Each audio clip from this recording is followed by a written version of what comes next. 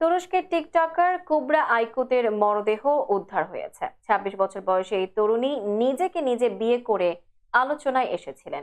স্থানীয় সংবাদ মাধ্যমের বরাত দিয়ে টাইমস অফ ইন্ডিয়া জানিয়েছে, গত ২৩ সেপ্টেম্বর এই ঘটনাটি ঘটেছে। ৫ তলার একটি ফ্ল্যাটে থাকতেন কুবরা। সবশেষ এই টিকটকারের ভিডিওতে নিজের ঘর পরিষ্কার করতে দেখা গেছে। টিকটক ও ইনস্টাগ্রামের মতো প্ল্যাটফর্মে কুবরার ৩ মিলিয়নের ওপরে ফলোয়ার রয়েছে। ২০২৩ সালে পাত্র ছাড়া বিয়ের কারণ হিসেবে জানিয়েছিলেন, নিজের জন্য যোগ্য পাত্র খুঁজে না পাওয়ায় এমন কাজ করেছেন তিনি। নিজেকে বিয়ের অনুষ্ঠানে একটি সাদা পোশাক এবং টিয়ারা পরেছিলেন কুবরা। শুধু তাই না, অনুষ্ঠানে ফুলের তোড়া হাতে গাড়িতে করে উল্লাস করে এগিয়ে যান তিনি।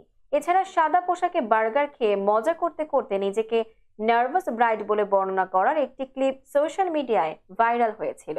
মজার টিকটক করে লোক হাসানোর এই মেয়েটির মৃত্যুতে তার অনুসারীরা সোশ্যাল হ্যান্ডেলে প্রতিক্রিয়া জানিয়েছেন। ইস্তাম্বুলে কুবরার মরদেহ উদ্ধারের পর মৃত্যুর রহস্য উদ্ঘাটনে তদন্ত শুরু করেছে পুলিশ। ঘটনাস্থল থেকে একটি সুইসাইড নোট পাওয়া গেছে।